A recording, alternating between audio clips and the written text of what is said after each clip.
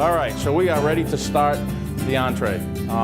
Like I said, this is going to take a little bit longer. There's a couple of steps to it, but it's fun. It's cartoccio, which means cooked in a bag. Some of you are having chicken tonight, and some of you are having salmon, but it's the same thing with one or the other. We're going to be serving it with quinoa. Quinoa is they call it a grain. It's actually not a grain. They call it a super grain, but it's not a grain. It's actually a seed. And I can't tell you the difference between a seed and a grain. I knew it, but I forgot. A seed has the hull around it, and there's all kinds of technical stuff, I guess. So anyways, it's actually not a grain. It's a seed. It's been around for 100 years. A million years, whatever. And it's becoming very popular now because it's so high in amino acids, and it's healthy. There's no gluten. It's just everything about it is good for you. So very high in protein. So we're going to give that a try. Show you how to do it. Hopefully you like it. We've been selling a lot of it lately. People are really coming around to it. All right. So I'm going to start off by heating a pan. No fires today. Yeah, I know, right? I ran out of here last show with a flaming pan, and the system didn't go off. So I'm a little worried. So what I'm going to do is I'm going to heat that just a little bit. I'll get that onion. And I'm just going to put a little bit of onion in it to start.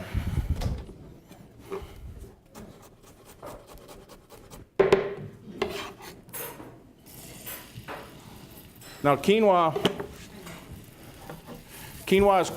it's the perfect substitute for rice. Anything you're going to do with rice, you can do with quinoa. And it cooks the same way. So I've got quinoa here. I've got about a half of this cup. Rice is 2 parts water to 1 part, or stock, or whatever it is you're going to use, to 1 part rice. So what I'm doing different about this is I like to toast the quinoa first. So I'm just adding the quinoa to the pan with the onions. And I'm just toasting it a little bit.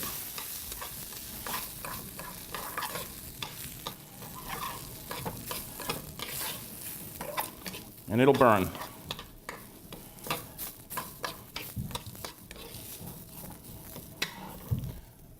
Then I'm going to add water. Like I said, 2 parts water.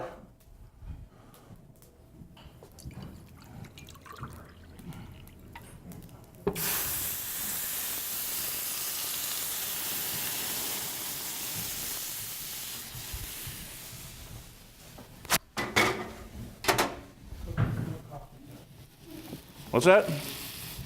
Looking for a coffee cup. I don't measure. I did measure it. All right. So we have that going, and we're just going to let that simmer. Again, you cook it just like rice. When it's done, we'll put it on a pan, let it cool off, and come back to use it for this recipe. While that's going, I'm going to cook a piece of salmon or chicken.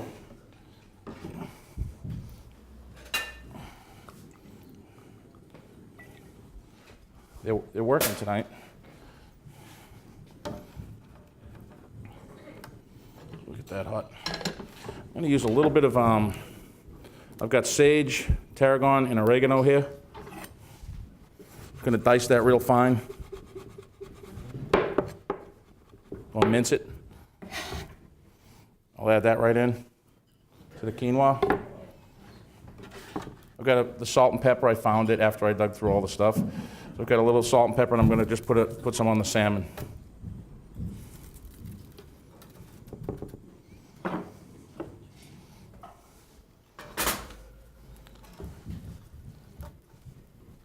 And I'm going to start sauteing that.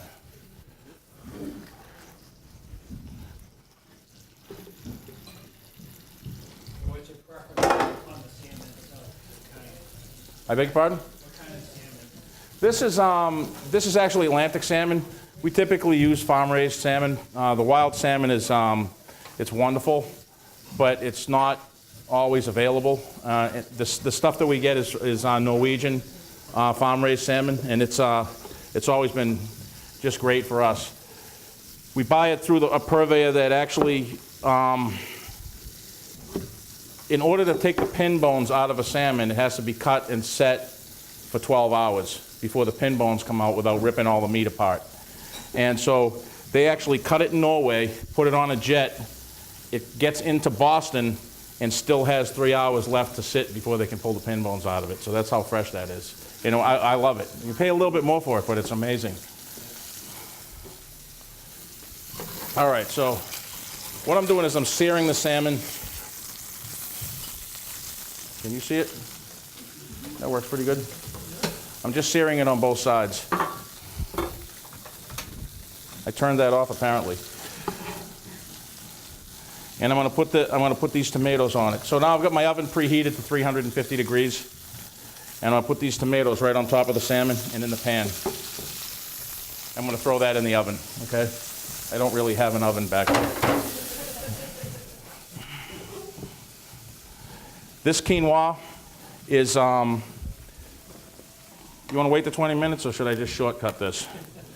It's going to take 15, 20 minutes to go, but again, it's like rice. Cook it the same way. And when it's done, we'll put it on a pan and cool it off. That would have been bad. Okay, I'm going to set this over here also. All right, so when it's done, do you remember when I told you I always forget something? Pine nuts. We were originally going to have chestnuts in the quinoa tonight. Not available. I can't find them. Can't find them. The one time I wrote the menu ahead of time, and I couldn't find any. So I substituted with pine nuts. When I'm making the quinoa and the onions, add the pine nuts and toast them a little bit. That's why the video, you can always go back and get it right. So anyways, the salmon is going to look like this when it comes out of the oven with the toasted tomatoes or roasted tomatoes in the salmon. And the quinoa with the pine nuts, you can see it looks like rice.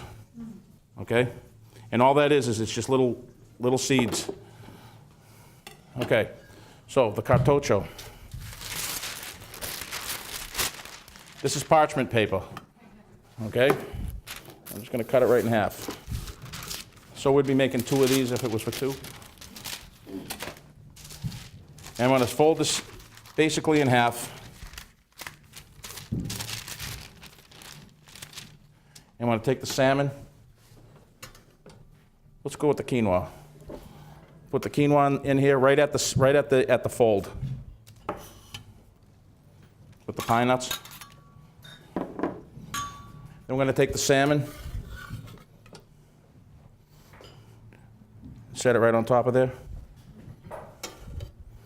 With all the tomatoes. I'm going to use a little bit of that oil too.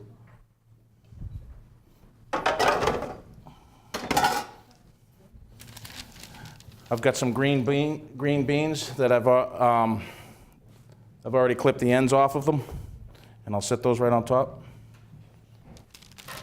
Now here's the fun part. Oh, I got the pesto. See, I didn't forget it. And a little bit of pesto. The pesto goes great with the tomatoes and the quinoa and the pine nuts. I'm just going to put a little pesto on there. So the salmon is pretty much it's still rare. I like to cook my salmon well done. It's just old school. I don't know why. Everybody is going for the raw salmon these days and raw tuna. I don't do it. I cook it for people that way all the time, but it's a preference. So now I'm going to fold this over to the corner. My first fold is going to go lengthwise. Catching all that? And then I'm going to do it one more time. That has sealed it. An inch down or 2, fold it over again. And I'm going to follow that all the way around the outside.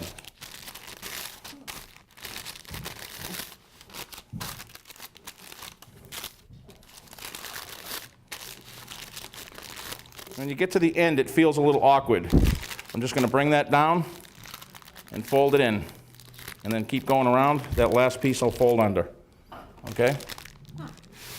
Now it's ready to cook in the oven. So I'm going to take this, I'm going to put it in the oven on a sheet pan and bake it for, what do we bake that for? 20 minutes, depending on how well done you want the salmon or the chicken. Again, the chicken, if you're doing the chicken, cook it. You want well done chicken. And that's it. And I don't have a ready one in front of up here, do I? You want to grab one? And I'll show them what it looks like. So the thing about this is when it cooks in the oven, I hope I told the kitchen this, it puffs up because the steam inside expands the bag. And what you're going to want to do is, as it's sitting in the oven, you kind of open the door and you just poke a little hole in the corner and the steam will come out. But more importantly, when you take it out and you set it on a cool plate, if that hole isn't there, it'll vacuum seal. It'll go right down, and you have this vacuum sealed meal, which looks vacuum sealed. It's because that's what it is. But with the brown paper and everything, the way it's all puffed up, it'll draw that air right in that hole, and it'll leave it puffed up for a nice presentation. Now I just hope it comes out that way. Because I don't remember if I told the kitchen to poke the hole or not. So we'll see what happens.